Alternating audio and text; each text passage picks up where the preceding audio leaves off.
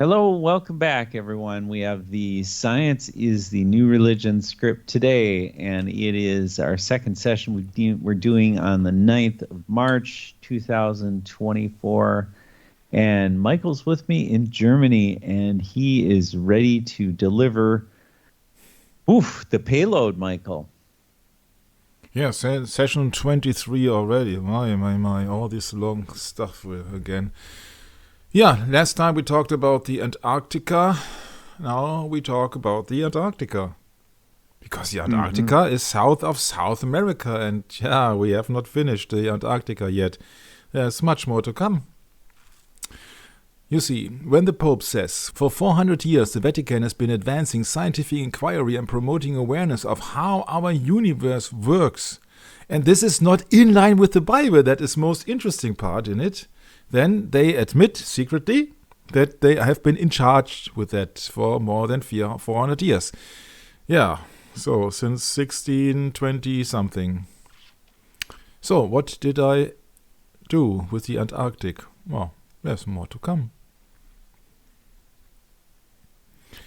You know, there's a strange pagan festivity called Christmas.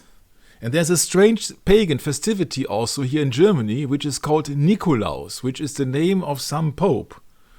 Or apparently some pope. Actually, he was maybe a bishop, maybe he did not exist at all, but what do I know? But it's been more or less better known than Santa Claus. Santa Claus is not only a movie, but Santa Claus is a figure of pagan, let's say, disbelief. Known as Father Christmas, Saint Nicholas, Saint Nick, Chris, Kringle, and Santa is a legendary figure. Aha, here. Originated in Western Christian, or let's say Roman Catholic pagan culture, who is said to bring gifts during the late evening and overnight hours at Christmas Eve. What is there to laugh, Brad? This is your belief when you were an infant. Yeah. Yeah, you have been indoctrinated by your own parents. Sure. And by the society, and by the school system. Sure. Because you get a day off, and holidays during festivities of Christmas and Easter, and what else? So, that is according to a legend of Saint Nicholas, and you can look it up on your own. You don't have to believe it.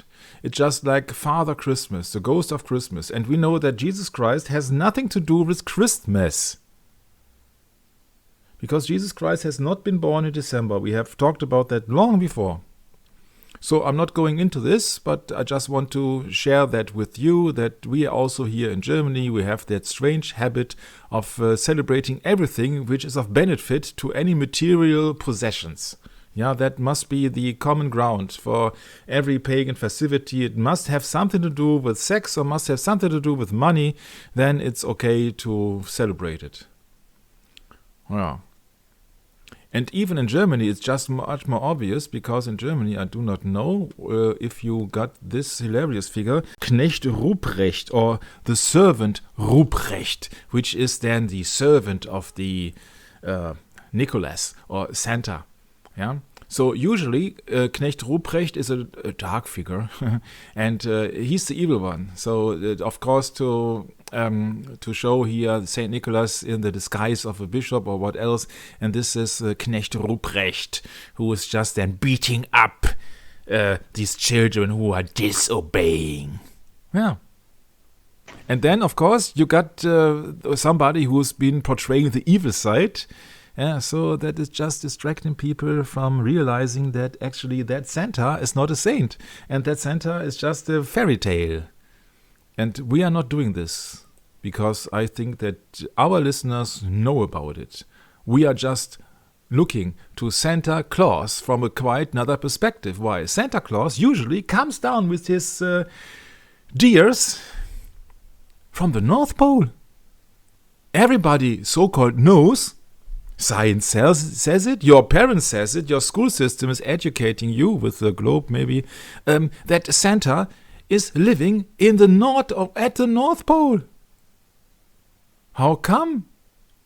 Of course, that's why he has a long beard and all these protective clothes to protect him from the immense cold.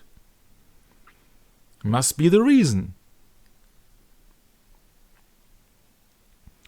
As he has the title of Nick, I came across the extreme interesting fact that, Nick as for Santa, which is a depiction of Satan actually, Nickelodeon, there is a famous indoctrination television program from late 20 years or so. And Nick is meaning the devil, especially the phrase of old Nick. Nick in the sense of catch and seize. Compare thief as an epithet of Satan, recording 1500s. But I don't think that 500 years later any infant or most of the parents do not know anything about old Nick. So to make a long story short, we are looking to Santa Claus is coming to town again with his deers. Wasn't it deers? Deers.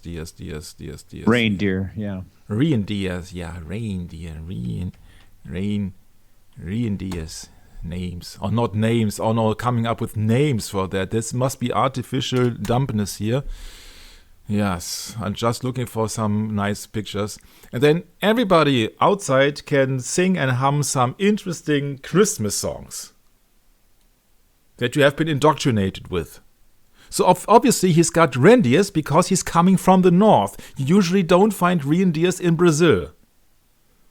If so, they would have a hard time. But going back to the real nitty-gritty of it all, I thought, okay, that is quite a lie that Santa is coming from the north. Why? Because look at the meaning, the real meaning of the Antarctica. Antarctic means opposite to the North Pole. It comes from anti, Arcticos, the anti-Arctic, so the opponent of the Arctic. And if Santa would come from north and would hand over gifts to people, then it would be according to Matthew 4 and Luke 4, and then it would also be synonym for Isaiah 14, especially verse 13. Can you guess why? At least you can guess, I think, when Brett would read that special verse, please. Isaiah 14:12. How art thou fallen from heaven, O Lucifer, son of the morning? How art thou cut down to the ground, which did weaken the nations? For thou hast said in thine heart, I will ascend into heaven. I will exalt my throne above the stars of God. I will sit upon the mount of the congregation in the sides of the north. Yeah, so who is in the north? It's not Santa. It's the real God of the Bible, the Almighty God. That's where Lucifer, Satan, wants to be. He wants to be like the Most High, and he wants to sit upon the mount of the congregation in the sides of the north. So that means that God resides in the north. Hence the flag of the United Nations, depicting this strange map with the North Pole in the middle.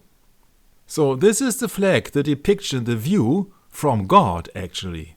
Yeah, because he is then here looking on top, down below to the earth, with the North Pole in the center. So that can only be in the view of God. So they are playing God, like in the place of God, or like the replacement of God on earth, Brett. That's right. Exactly. The opponent wants to be in the sides of the north, but that excludes that his space or that he's an inhabitant of the north, because he likes to be on the mount of the congregation in the north, which means that he isn't there. So he must be any other place except upon the mount of the congregations in the sides of the north, right? So Antarctica comes from anti, the word-forming element of the Greek origin, meaning against, opposed to, opposite of, instead. It is cognate with Sanskrit anti of the meaning over and against, and the English and. It appears in some words in Middle English, but was not commonly used in English in word formations until modern times. In a few English words, it represents Latin ante.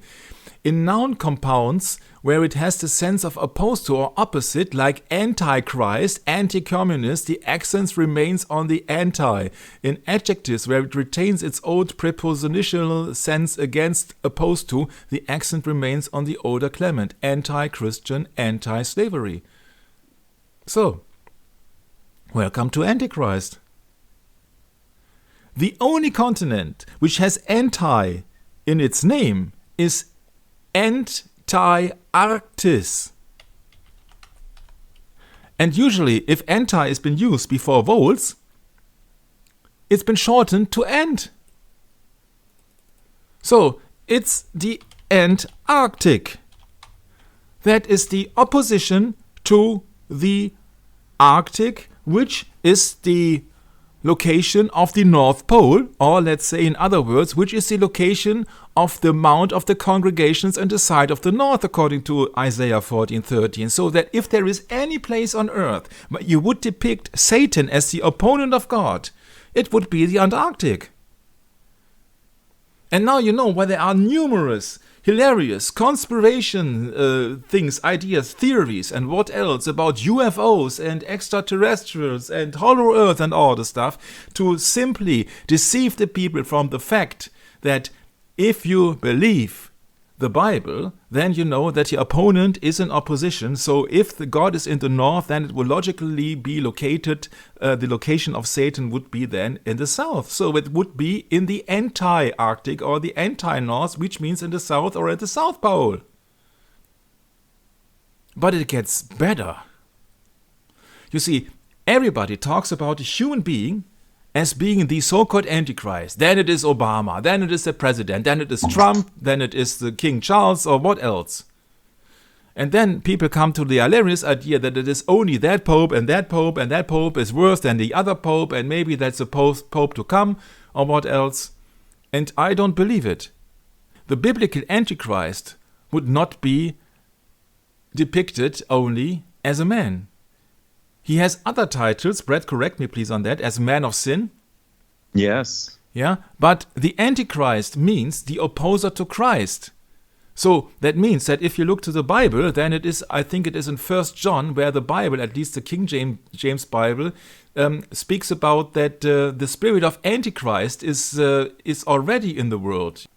So, and with this verse of the Apostle John, you know that the Antichrist is not only the man of sin, but everybody who is in the spirit of the Antichrist, who just does the works and does not believe in the only salvation. Please, could you read it, Brett?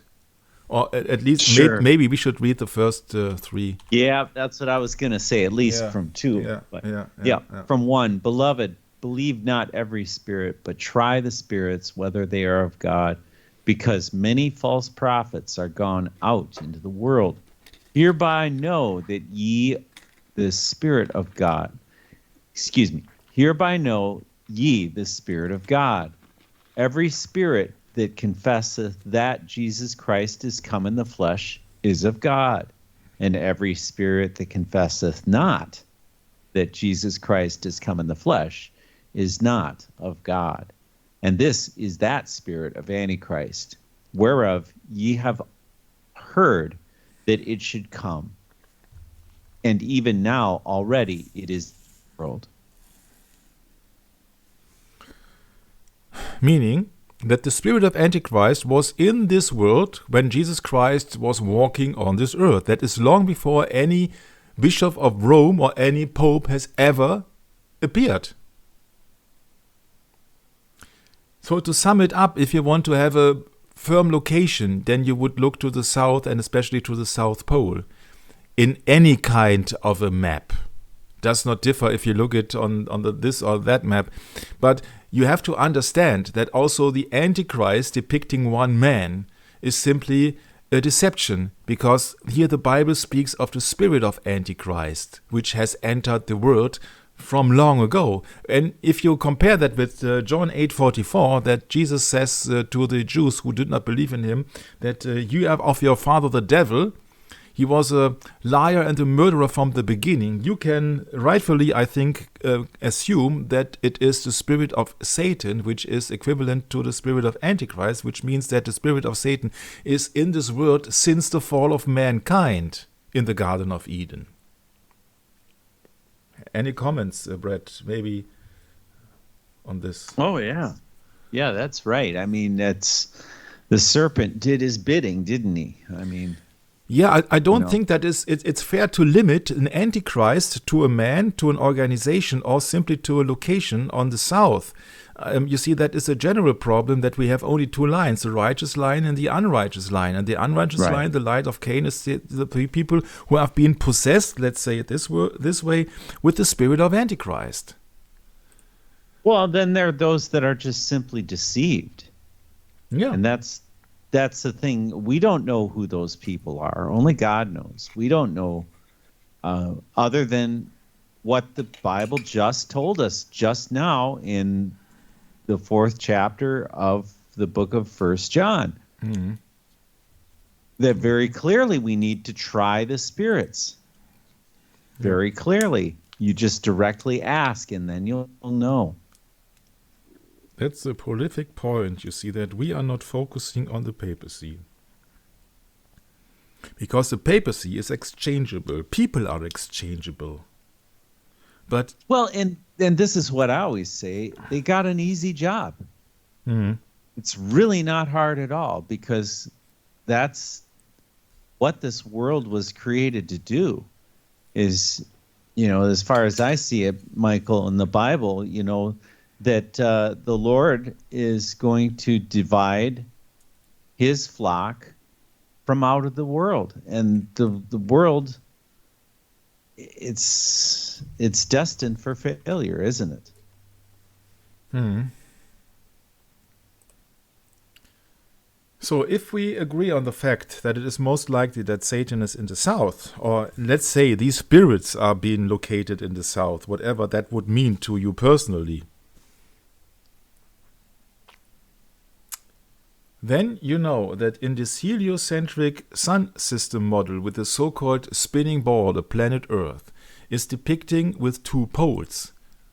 And maybe I got this picture from long ago. No, I don't have it. Usually, sure, bad prep. Yeah, so this is the north with the polar bear, and this is the south pole. So this is a pole, yeah? North Pole, South Pole, and they will claim you, that is also the magnetic North Pole and the magnetic South Pole. So in any case, shape or form, you have this North Pole and the South Pole also on the Gleason map, which is then the foundation of this cosmology conflict that we have read that book lately. Yeah, so that means here that the North Pole would be the north, magnetic north, and the South Pole would then here circular around the Earth. That would be the farthest distance from the north, right? So that would be the south and that would be the north. So that it works on every model. Now it gets extremely interesting, because it is not only in the north or in the south, but the North Pole and the South Pole. What actually does pole mean? The French pole, the word pole, comes directly from Latin. No? You see that all these Roman languages derive from Latin. That's why they're called Latin America, for the reason. From Latin polus, and means an end of an axis. And that would also be valid for any kind, shape, form of the Earth. So we are not talking only about the North and the South, or the Arctic and the Antarctic, or the anti-Arctic, or the anti-North, but we're talking about the North Pole and the South Pole, deliberately, I think. So if you look it up on both maps, you find a North Pole in the center here, like the flag of the United Nations, and you got the South. So it's working on both models, even if you just depict a circular Earth, or you depict a sphere Earth, a globe Earth, or whatsoever. It works on every kind of model. There is a North, if you define the North, and there's a South. So there's an opposition. So the opposition, of course, to the north is the point farthest away from the North Pole. So that would be on this model, that would be any place here on the outer diameter of the circle. And we know that Isaiah 40:22 talks about the circle of the earth. So if you would like to look at on your sphere or on your globe model, then the north would be there where the ice bear is here hunting or just walking, and the South Pole would be also the opposite, which is the furthest point away from the north. That is the south, usually.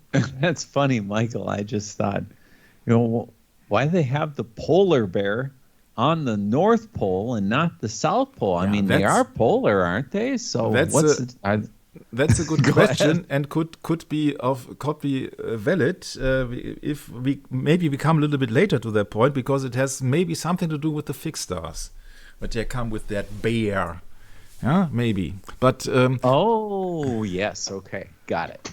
Uh-huh. So let's get back to the problem. The problem is that people usually understand the North Pole and the South Pole on the spheric or on the globe Earth. So they say that, okay, sure, North is on the top and South is at the bottom. That's why I incorporated here this interesting pole dancer on this pole. That is the only tool that she needs to dance, or so-called dance. And this figure that she's doing is the gargoyle. I selected this because Brett frequently comes up with that name. A lady gargoyle. Yeah, Lady Gargoyle, yeah. Huh? There she is. There she is. Oh, wait, yeah. Different one, yeah. In purple even. And yeah, okay. Outfitted. And she presses her thigh onto the pole in order not to fall down, of course. And so that I rediscovered my old alarm bell. And I said, okay, now you have to really face the fact that if you think that is a coincidence which is coming now in the next 2 or 3 minutes, I can't help you. I don't believe in coincidences. We know that the Jesuits are just tricking the people, or at least the Roman Catholic Church is tricking the people into believing the people into their explanation of their Alexandrian stream of these so-called Vulgate Bible. And the Douay Rheims Bible of 1608, 3 years before the King James Bible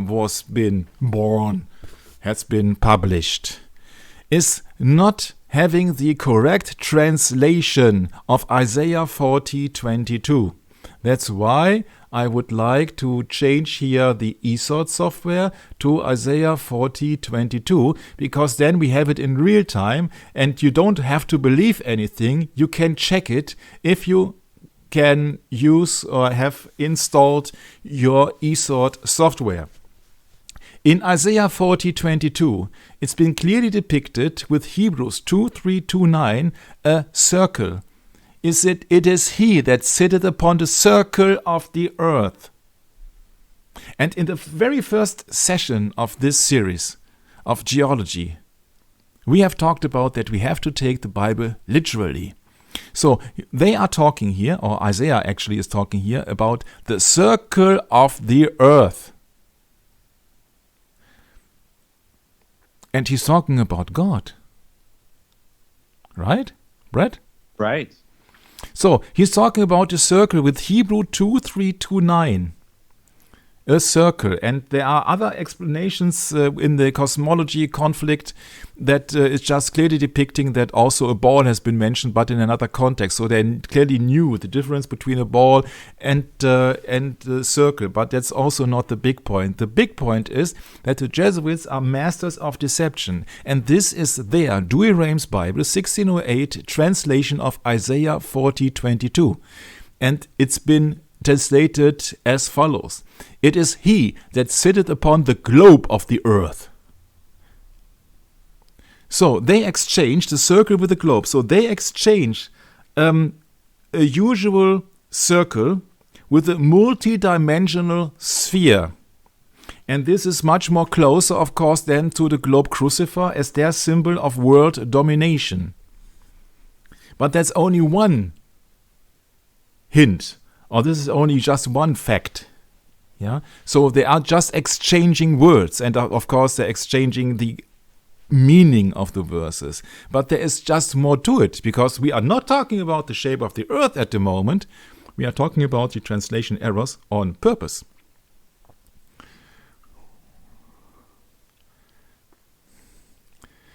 Would you like to read from the King James Bible, Proverbs chapter 8, verse 26? And I will show that to everybody out there so that we do rely on the King James Bible, and this eSword relies on the King James Bible with Strong's Concordance. So we go into these Proverbs 8, 22.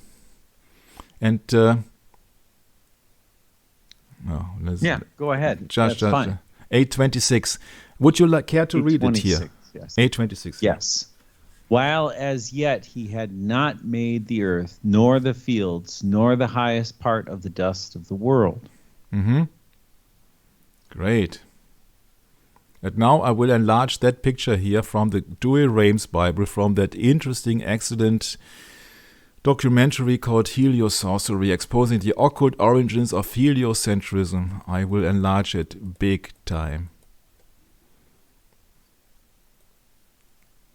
Can you read what they claim of Proverbs 8?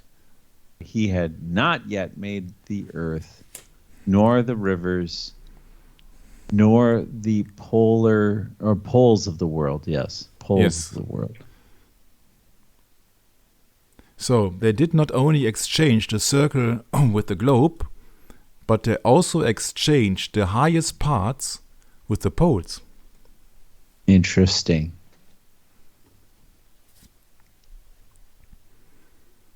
And if you think that is a coincidence, I do not agree.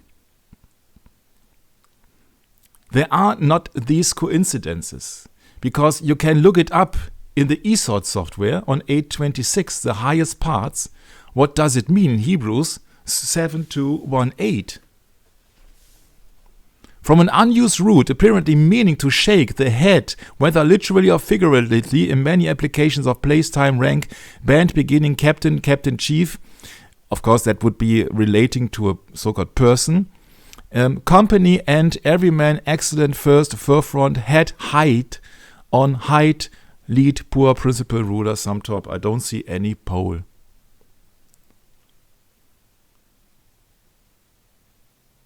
And if you think that's just a minor exchange here, then I have to recommend you to something.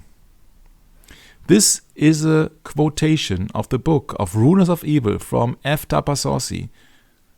Would you care to read it? These parallel stimulus quests for holiness would define modern life's underlying conflict. Which master do I serve, Rome or the Word of God? So if you think that the King James Bible is correct, then is it the highest parts of the dust of the world, but not the poles? And why is that so important? I will show you. Because pole has different explanations of the meaning of the word. The northern or southern end of Earth axis. But that would come from late 14th century, from Old French pole or directly from Latin polus as an end of an axis. But usually, as been depicted by that pole dancer, you would see it from top to bottom, more as a sphere Earth and not on a circular Earth. And if you think that this is also not valid, then you wait. Because pole also means the sky, the heavens. A sense sometimes used in English from 16th century from Greek polos, which means the axis of the sphere or the sky itself. And that would mean exchanging the highest parts of the world with the poles, that there are just only two poles in the world. So you have from the highest part of the worlds, you have only two poles, north and south, which means that you're much closer to a sphere Earth, and you would depict, and this is the main thing I think, it would depict that the south or the south pole is the heaven too, that there is a God. Because we know that the usual difference between sky and the heaven is the sky is the visible part and the heavens is the spiritual part, right, Brett? Right, correct, yes. So what they are doing then is just going on and just claiming that the South Pole there is also a God. You don't have to believe me, but this is my impression at first glance. When I read this, I said, what? A pole means a heaven?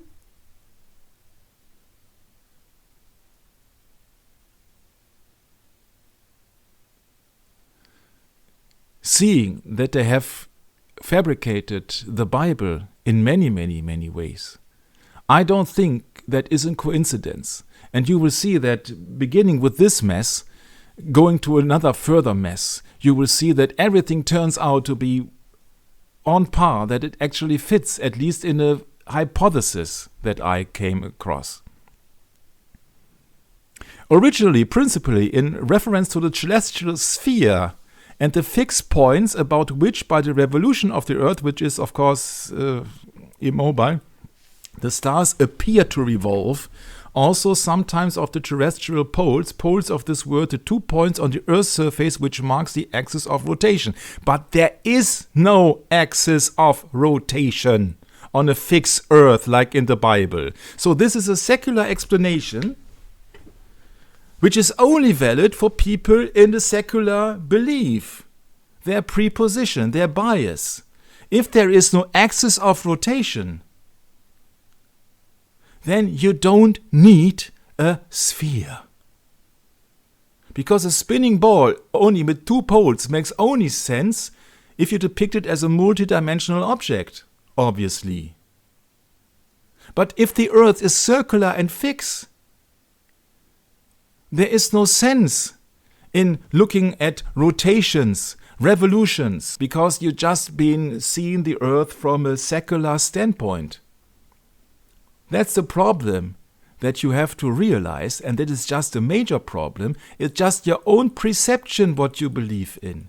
If you believe in the heliosorcery that they put up with these globe translation and with the poles instead of the literal translation of the Bible, you depict the world that you are living in as not the world that the King James Bible is describing. And then you are more to accept a pagan belief like the old man of the South Pole, like the Chinese when we did this Bruce Lee sessions.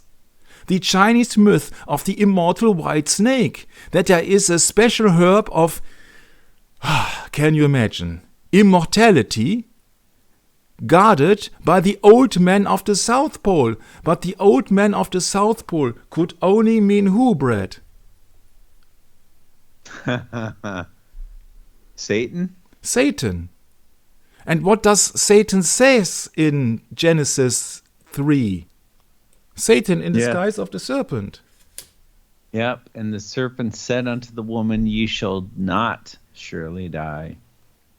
And we know that the Satan is just another exchangeable figure like the dragon, the devil, and Satan, according to Revelation 12. The father of lies. The father of lies. And you see that even that promise of immortality has been swept over to the Chinese, or let's say in other words, east of Eden. Yes. They went into the land of Nod, east of Eden, when Cain slew his brother Abel. So an herb that could grant longevity and even bring the dead back to life. So that means that there is, according to mythology, an old man at the South Pole who can grant longevity or just bring the dead back to life. And so this is the opponent at the South Pole. And is it the South Pole? Is a pole. Pole means a sky. And then it's all pagan. Then you got the North Pole, the South Pole, which you do not have in the regular King James Bible. You have a totally pagan system. And then when you have a totally pagan heliosorcery system with a spinning board at the North Pole and the South Pole and all the stuff, then of course you also have the mythological belief of the Chinese of having a Satan granting then immortality at the South Pole. And that's of course then another name would be Lucy in the sky with diamonds. But the sky means a pole. Lucy at the South Pole with diamonds. And then it would also make sense that you picture yourself in a boat on the river, because then you can sail to the south, to the Antarctica, to the South Pole, where most probably the opponent, the adversary of the North Pole god, resides. And this is Satan. And we will go into this extensively, I can promise you, or just you switch off and you look to cat videos. Yeah, it's just up to you. But Lucy in the Sky with Diamonds has not much to do with LSD, but has much to do with Lucifer in the sky playing with diamonds. If you would know your King James Bible, because your King James Bible is just depicting this very verse in Ezekiel 28. Ezekiel, in German it's just the other way, it's just with an H in front. Yeah, the diamond. Yeah, 28:13. Yeah. Then you got the diamond. Then you got Lucy in the sky, or Lucy at the South Pole, or Lucifer-Satan at the South Pole with diamonds. There is your diamond here. And who was in Eden? We just have read Genesis 3 with the fake promise of the serpent that ye shall not surely die. And that was the first lie, or close to the first lie, of Lucifer / Satan - dragon - serpent. I try not to raise my voice, but sometimes really it's so obvious if you read the same verses in context, and then you see out of a sudden what kind of a meaning it is. Diamond, by explanation, is the hypothetical hardest material. Yeah, so you see, that would very much fit to ice, which is the hardest condition that water can have. No? You see that there are 3 conditions of water. Water which flows in your body, for example, which is just necessary for you to live and to exist, to drink. Then water in gaseous nature, and water in fixed condition, which means ice. So that means that ice is the most furthest from any life, because it also can mean death, because it's just frozen water. And if you are frozen, that could be one cause of death, that you have been frozen to death. But just another allegory. So, shine on, you crazy diamond. So these are all allegations to Satan. And everything that these people in the secular world are doing is not by coincidence, but on purpose. The 42 degrees of the 42 judges of the underworld, when it comes down to the angle of the great Cheops pyramid in Egypt, and all the alike, you see. Osiris, the judge of the dead, and the 42 judges who preside with him, 42 degrees. But that must be a coincidence for the majority of people, because, of course, that has not been taught anywhere. Or Pink Floyd, this is not the dark side of the moon, because the moon is not a pyramid, right? And on that very album, it's been depicted then the pyramids of Egypt then, and then it's the Egyptian Trinity, and it has something to do with Freemasonry. And then the dark side of the moon goddess Isis makes much more sense. Oh, Isis, by the way, did I mention Isis? Isis, in the last session, has been named as the goddess of ice. Then it must be very, very close to the polar regions. 666, the usual degree of the pyramid. And then you look, or you just take a closer look at United Nations flags once again with the 33 segments, and that Antarctica is missing. And Antarctica, or the Arctic, or the polar regions are being defined by 66 parallel north and 66 parallel south. So I think there are just much coincidences now coming up, that I would assume that you take a closer look at the Antarctic and what they are doing actually there. They won't tell you. But it has nothing to do with flying saucers, or does it? You see, if they are just hiding something, then on purpose, then you would, of course, choose the climate, which is just the baddest that you can get, that nobody wants to get there. Nobody wants to look at you. Nobody wants to take a sneak peek. So Antarctica, what Wikipedia, of course, telling you, is just the same data and all the stuff all over again. And then, of course, we don't have to believe in it. So this is their depiction. There is an Eastern Antarctica and a Western Antarctica to the west, of course. That's it, but that's not a big issue. Scientists now estimate its water is replaced by the snow melting and freezing of ice caps every 13,000 years. Yeah, sure.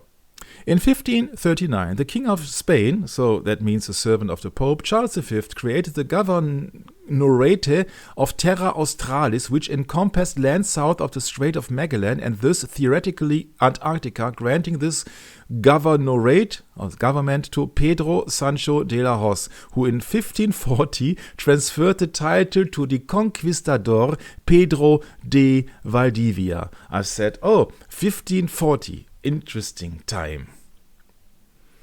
So these are states who claimed to have a territory right for governing Antarctica. These are most likely countries, not France and United Kingdom, countries in South America. I have to look it up. Also, the largest neutrino detector in the world, the Ice Cube Neutrino Observatory, is at the Amundsen Scott Station. And you have to think about that over there can hide all these interesting stuff there. Interesting stuff. Yeah.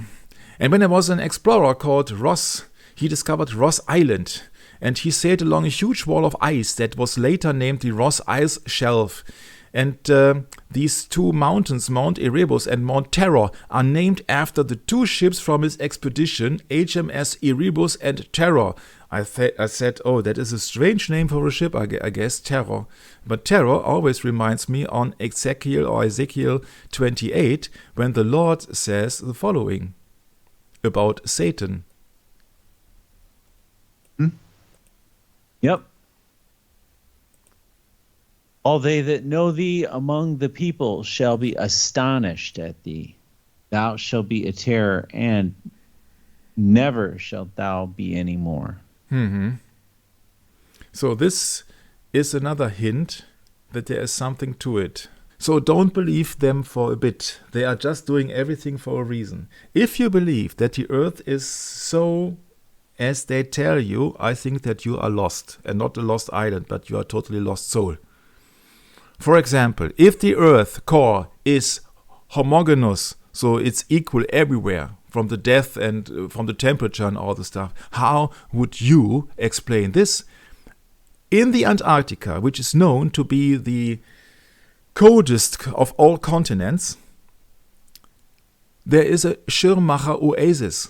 Ask yourself, if the temperature is only depending on the sun, how would that be possible? And I don't want to believe in a hollow earth, but there is a Schirmacher oasis in the Antarctica. The Schirmacher oasis or Schirmacher Lake Plateau is a 60-mile long and up to 1.9 miles wide ice-free plateau with more than 100 freshwater lakes. It's situated in the Schirmacher Hills on the Princess Astrid Coast and Queen Maud Land in East Antarctica and is on average 330 feet, 33, above sea level. A number of theories exist about the formation of the oasis that includes geothermal heating, intense insolation, or the hypothesis that the ice flow is blocked by a geological feature such as a mountain. Interesting. Very interesting, because there are many nations who have an interest in Antarctica. The climate of the Schirmacher oasis is relatively mild for Antarctic conditions. The annual average temperature is 13 degrees Fahrenheit, ranging from 33 degrees Fahrenheit in summer to -7 Fahrenheit in winter. And they have 350 hours of sunshine per month.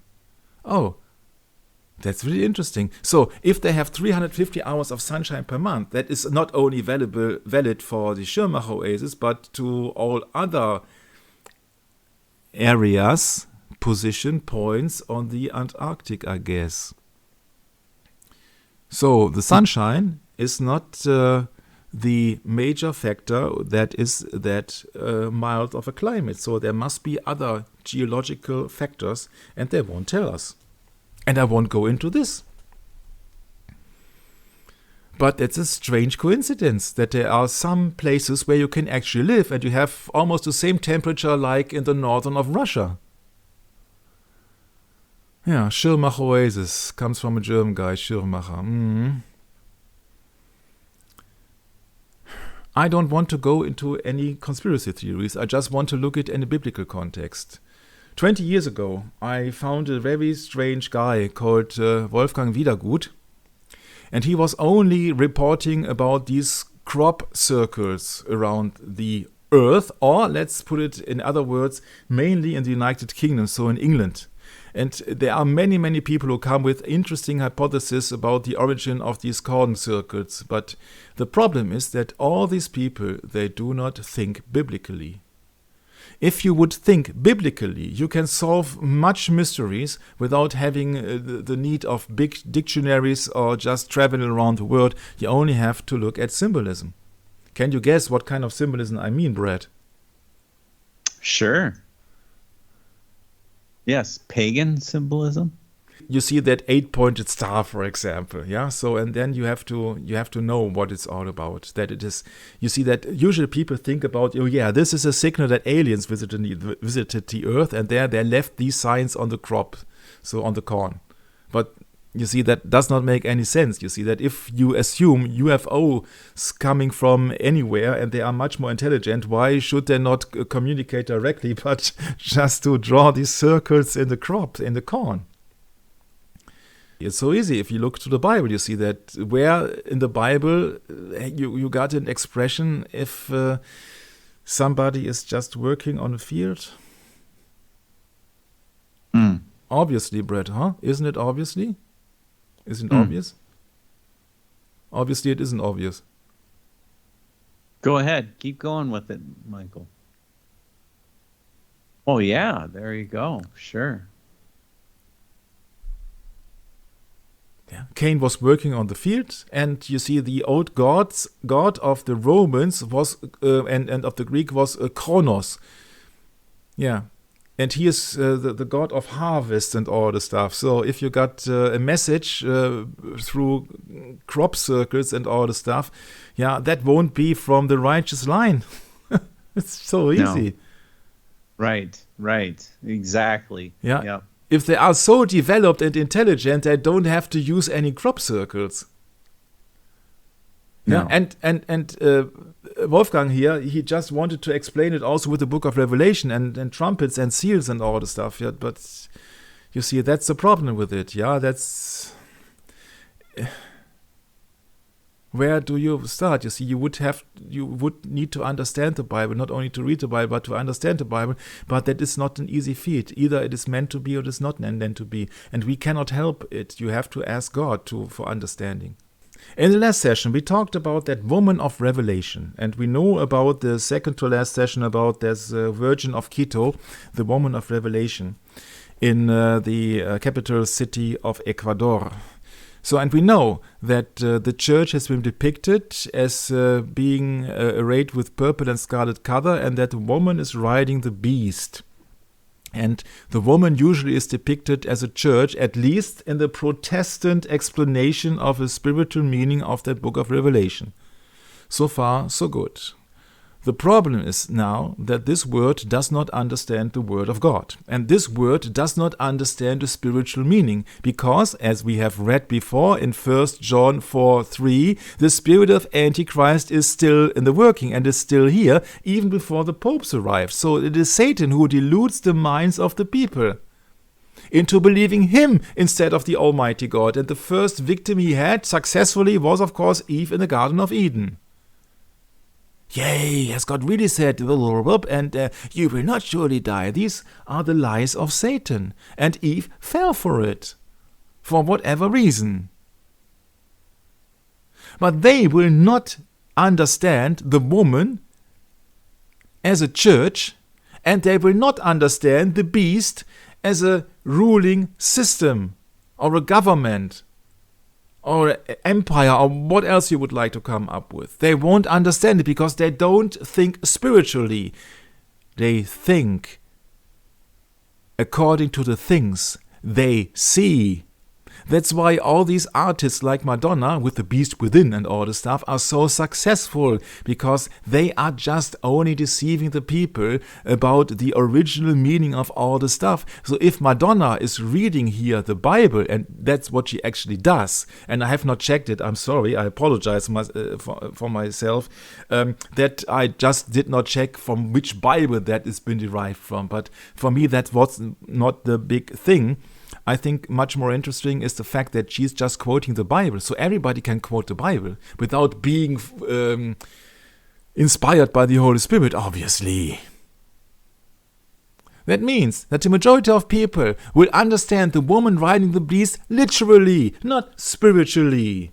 And that's why I think the majority of people in the right mood and with all their drive and all their good intentions have to fail. So once again, the woman riding the beast means that is not a church which is then ruling the government. This is of course the spiritual meaning, but the usual people in Latin America or where else on this earth, they will depict it as a woman who is riding a beast. So a woman who is sitting on an animal. That's quite easy. That is so easy. Because this is the woman of Revelation, the Virgin of Quito, Our Lady of Quito in Ecuador, who is just trampling upon a serpent with horns, who could it be? And then is just having the globe under her feet. So she does not have a globus cruciger in her hand. No, she has a globe under her feet. So, just a simple question now, Brett. Where is she located on that globe? On the north. In the north. So, she must be godlike. She is Our Lady in heaven, so she must be in the north. Because this is supposed to be the United States, I guess. This is supposed to be Mexico. This is supposed to be Middle America. And this is supposed then the islands and all the stuff. So I think that means that she is in the north. And she is standing on the beast, but I guess that she would be in for a ride, wouldn't she? So the woman here is in the north. And it's not a globus cruciger in her hand. But she has a chain in her hand, which you cannot see, but you will see it soon. Chain in her hand and not a globus cruciger. So that means the globe is under her feet. So she is reigning supreme. She is in the north. Or at the North Pole. Aha. So in Revelation 12, we see that all the conditions which a statue in Ecuador is fulfilling is attributed to the woman. She is clothed with the sun and with the moon under her feet. This is not a moon, obviously, but the globe. So they thought, okay, the moon is not sufficient enough, so the world is not enough, according to James Bond. It has to be the universe, and it has to be at least from the North Pole. And upon her head a crown of 12 stars, and that is what she is up to. And maybe, just maybe, I will be so polite, because I have to admit I forgot it, to insert here this Virgin of Quito. Now you will see why. Virgin of El Panicillo, as also known as the Virgin of Quito. Let's have it for a decent picture of it, and I think that could be quite sufficient here. I hope that it's just been big enough for everybody to see. Oops, I think that is big enough. Oh, I see a hexagram. Oh my, what is that for kind of a strange statue here? So this is your Virgin of Ecuador. Aha. Once again, it's not my script, but it's just the King James Bible, who says the following: clothed with the sun, upon her a head of crown of 12 stars. So, clothed with the sun, she got this here in the front of her breast, yeah, with a crown of 12 stars. 1, 2, 3, 4, 5, 6, 7, 8, 9, 10, 11, 12. and a moon under her feet. But she does not have a moon under her feet. She has a dragon or a serpent under her feet and a globe, depicting that the beast, and now everybody comes up with the explanation, Brett. Oh, so America is the second beast. Because that animal here, whatever it is just inhabiting here the United States, obviously. The point, however, is that she's standing on the North Pole. And the point is that she has wings, and that would support the woman of Revelation quite further. Because it appears that in the next verse, in 14, the following has been stated. Could you care to read it, Brett? Yes. And the woman were given 2 wings of a great eagle, that she might flee into the wilderness, into her place, where she is nourished for a time and times and half a time from the face of the serpent. Yes. So the woman were giving 2 wings of a great eagle, right? And the woman were giving wings from a great eagle. Would you think that is fitting, the wings of a great eagle here? Could be, huh? Brett? Yeah, well, it's fitting or not, it is what it is. Yeah, but you see that this statue is more than 40 meters high, so more than 120 feet, so that must be enormous here. Yeah, so that must be a big eagle. But I got a solution now, which I found, which you will never believe if I would not show it to you.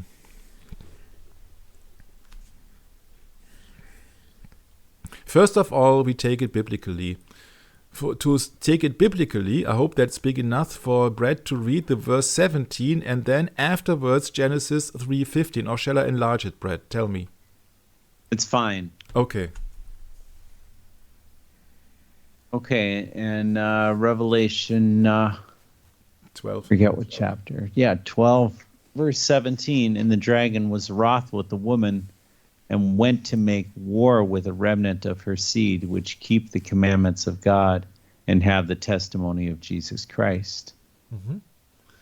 And then Genesis 3:15. You want me to read that right away, or? Yeah, but maybe that would be better to interfere at this moment. You see that what does it tell you here? You see the statue in your imagination now, and you see the statue of the woman taming the dragon, right? So, but the verse speaks about that the dragon was wroth with the woman and went to make war with the remnant of her seed, not with her, but the remnant of her seed. And the remnant of her seed are defined those people who keep the commandments of God and have the testimony of Jesus Christ. So, the dragon did not make war with the woman. The woman cannot overcome the dragon. It is the war with the remnants of her seed that the dragon is going to make war with. And this is the exact duplication of Genesis 3:15, after Eve had been fallen for the lies of the serpent, or Satan. And the Lord God said the following. Genesis 3:15, please. And I will put enmity between thee and the woman, and between thy seed and her seed. It shall bruise thy head, and thou shalt bruise his heel. Yes. And that means between thy seed and her seed. So these are the 2 lines. The righteous line of Abel or Seth, and the unrighteous line of Cain.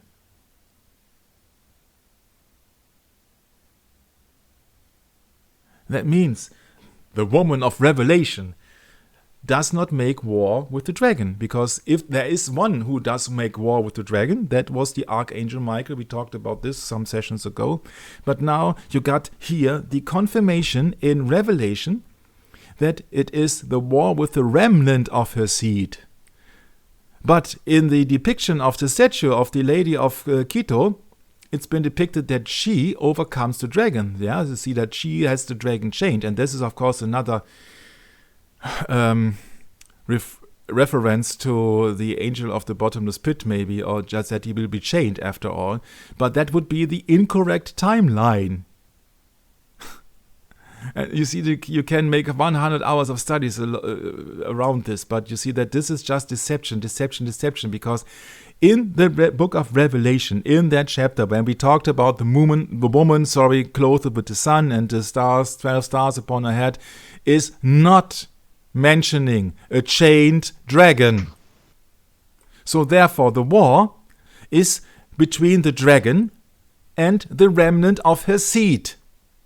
And that's the promise of God, who said, between thee and the woman, and between thy seed and her seed. That means that she will give birth to somebody who will bruise the head of the serpent. Of the dragon, which is one and the same. So it's a war of the seeds and not of bloodlines. It is a spiritual war, what people do not understand, because they take the Bible not as a spiritual guide or spiritual book, but as a book just for the general audience who just don't understand it and just relies on the words of their pastor, and then you will be lost, because you don't read the Bible and you don't understand it. And I'm not saying that I or Brett or whomsoever will understand the Bible totally. I doubt that anybody can understand all the different levels of it. But at least I try. And now, please, you can think of me as a loony fellow or what else, but I have looked it up and I did not believe it at first glance. At first sight, I said, no, it can't be. It can't be. You see, the entire word is so rotten and so Jesuitically trained. Yeah, they are so subtle. Yeah, so the serpent was more subtle than any other beast of the fields. I'm going back to the verse 14.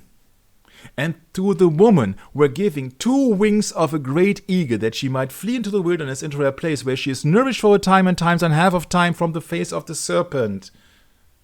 So the 2 wings are there to escape. And I thought to myself, okay, what about if they just tell you in advance all the stuff that they just want to do in the future, without people even being aware of what it's all about? And I came across, and you won't believe it, is that guy familiar to you, Brett, I think? I don't think so. Oh, Sherlock Holmes, huh? Yes. And Arthur Conan Doyle, of course. You don't have to believe it, you just look it up. Arthur Conan Doyle, of course, was Order of the Golden Dawn, everything to anybody. Arthur Conan Doyle was a Jesuit-trained British propaganda writer of Military Intelligence 6, used to make war propaganda for Wellington House of Charles Masterman. He was member of the Hermetic Order of the Golden Dawn with Aleister Crowley and the Society of Psychical Research. He was educated at the University of Edinburgh like Charles Darwin and Stonyhurst College of the Jesuits. His daughter was a member of the Order of the British Empire and an assistant of Elizabeth II. He was the godfather of his daughter friend Anna Lee, an actress who worked with John Ford's CIA team of William Donovan, etc., etc. He wrote A Study in Scarlet about Babylon, the Scarlet Woman, the first story about Detective Sherlock Holmes. He became a member of the Hermetic Order of the Golden Dawn, etc., etc., etc. He was also a member of the Order of St. John and of the Ghost Club with Dennis Wheatley, Julian Huxley, Charles Dickens, Peter Cushing, etc., etc., etc. Doyle and Lewis Carroll were also members of the Athenaeum Club, Cult of Athena, like Charles Darwin, etc., etc., etc., etc., etc. Special Operations Executive, so a special division, I think it was under the supervision of Winston Churchill, was located as Baker Street, London, like Sherlock Holmes lived at Baker Street 221, which we have talked about lately. And now you just compare the verse of Revelation, I think it was 12, verse 14, and to the woman were giving 2 wings of a great eagle. I will show you an excerpt here from a movie, or let's say from an essay from a book of Sir Arthur Conan Doyle, Jesuit Freemason, Order of the Golden Dawn, and everything. This is called a scandal in Belgravia. The original book is called A Scandal in Bohemia. The content is about a special letter which could compromise a king in Bohemia, obviously. And there is a lady who is in the possession, and Sherlock Holmes has to do everything in his abilities to get access to that letter to avoid a worldwide or a big scandal. But this woman, the opponent of Sherlock Holmes, is not called, Mrs. Mary so-and-so. No, she's only portrayed and called the woman. And I got a little sneaky suspicion that it has something to do with other things when I know that this has been written by a Jesuit. The woman. I said, okay, the woman? The woman. And to the woman were given 2 wings of a great eagle. And I said, they won't dare, would they? So Belgravia, once and for all, this is the new Sherlock Holmes from the 21st century, Benedict Cumberbatch. And in the original novel, she was quite a charming lady of good manners and all the stuff. But now, in the 21st century, she's sitting there bare naked, and she's a prostitute, she's a dominatrix and all the stuff. So it's an adaptation to the modern times, or Sodom and Gomorrah. And you do not know what I'm going to look up now. Belgravia, just for the explanation of it, is a fashionable residential district of London noted for the wealthiness and aristocracy of its residents. It was developed in the 1820s and after on land owned by Earl Grosvenor and named with IA for Belgrave, site of a Grosvenor estate in Cheshire. And we can also skip it because that's not the important stuff. You won't believe it. I discovered that today, and I said that it's unbelievable how they trick us. You only need to know the name of that woman. That woman is called Irene Adler. Never heard of, I think, if you're not a fan of Sherlock Holmes, but as it happens to be, I know much of Sherlock Holmes because I was into thinking about how can I solve these cases and all the stuff. So her actual name is Irene Adler. As an American, Brett, you would not see anything suspicious in her name, right? No. Okay. Her name consists of a surname and a family name, as usual. And I'm not sure if that is her original name. Maybe that she's got a third name, but it does not matter. So, Irene Adler. Adler is German and means eagle. Oh. And then you only need her surname, which is Irene. Yeah, so eagle, Adler. Yeah, Irene Adler. So, and Irene means a female proper name, from French Irene, from Latin Irene, from Greek Irene, literally peace and time of peace, a word of unknown etymology. As a Jesuit, he will play with words and say, okay, I will call her the woman. And this is the woman, the same title as in the book of Revelation. As if he does not know when he's Jesuit trained, when he's a Freemason, he's a member of the Order of St. John. Come on. He's initiated. He knows. And he names Irene Adler as the woman.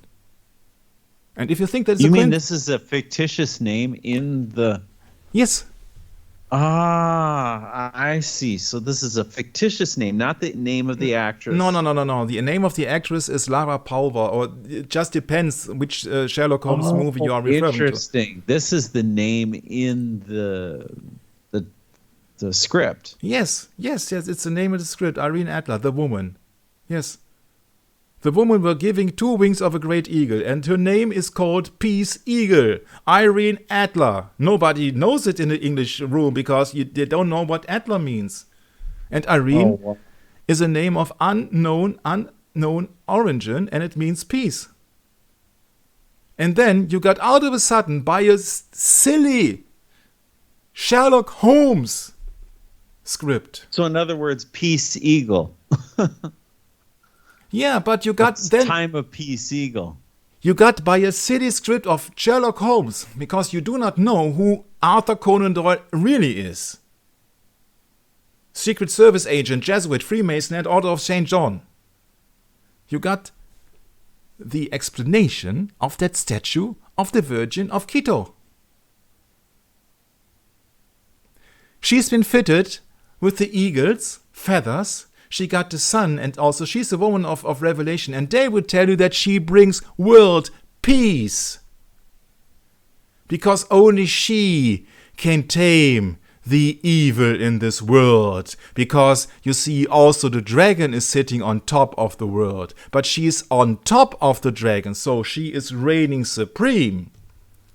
So they will claim, and I am quite certain about it, that only Mary can bring peace, and this then would be the big bomb, because this would be in totally accordance to the second prophecy of Fatima concerning the Catholicization of Russia.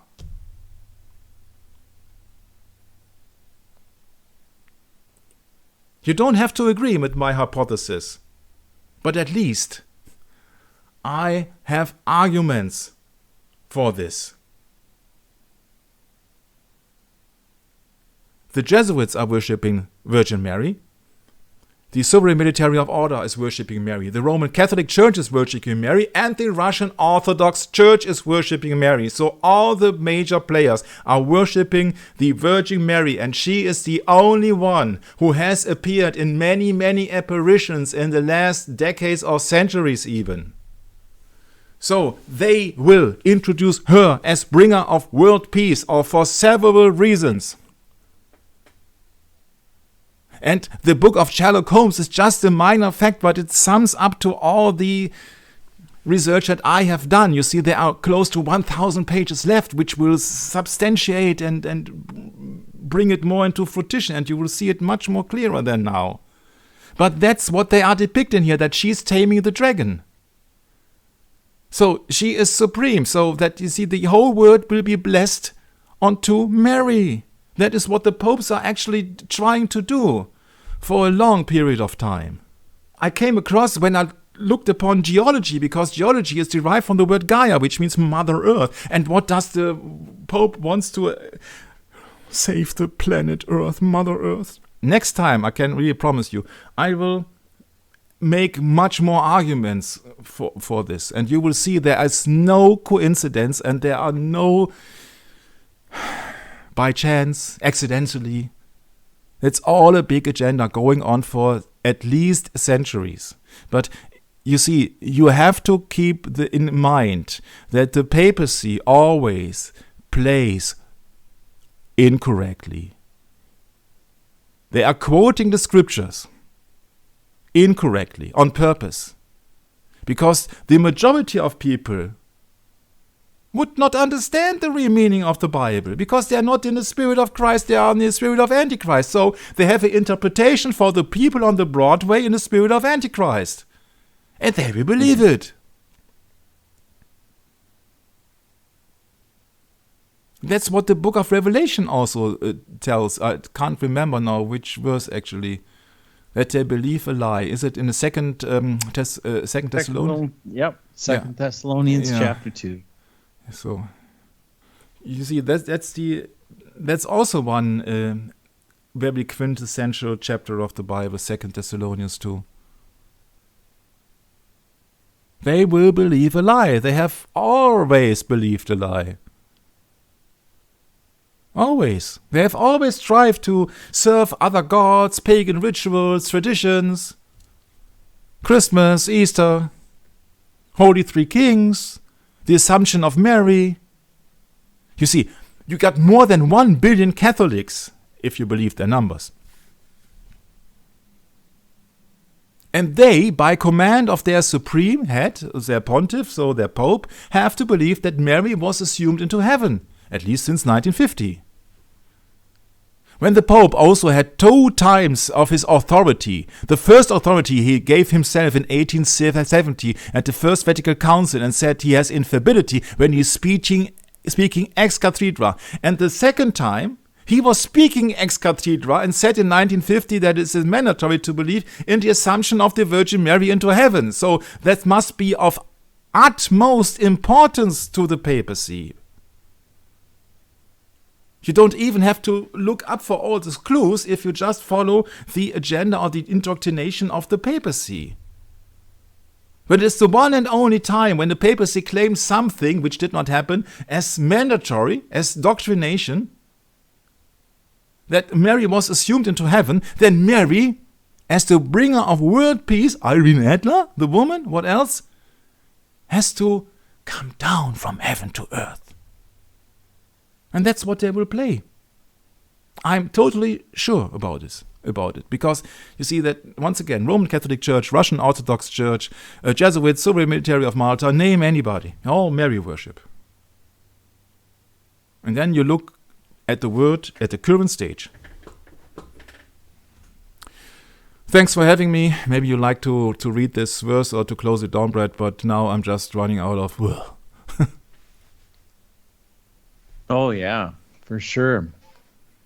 Yeah, 2 Thessalonians chapter 2, verse 8 through 12, and that wicked shall be revealed, whom the Lord shall consume with the spirit of his mouth, and shall destroy with the brightness of his coming, even him whose coming is after the working of Satan, with all power and signs and lying wonders, and with all deceivableness of unrighteousness, in them that perish, because they received not the love of the truth, that they might be saved.